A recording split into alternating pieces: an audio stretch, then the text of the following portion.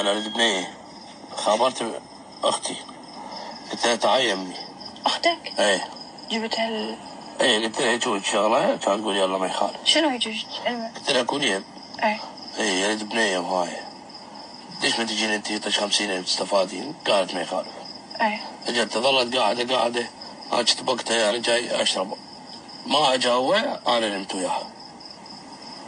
أنت نمت ويا أختك؟ نعم. أختك متزوجة؟ أختي متزوجة وعندها 2 جهال. رجلها وين؟ رجلها محكوم. محكوم؟ إيه. طيب شلون قنعت أختك؟ قنعتها، قلت لها جاي 30,000 لك وهذا. إيه؟ في البداية ما قبلت، بس بعدين انطيتها 30 قبلت. 30,000. اي نعم. زين وبعد؟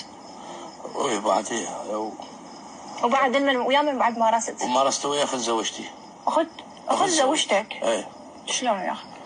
ويا أخت زوجتي هي تشتغل يعني تطلع مثل ما تقول جدي. هي قلت لها تعالي اطلعي انا اعطيك 25.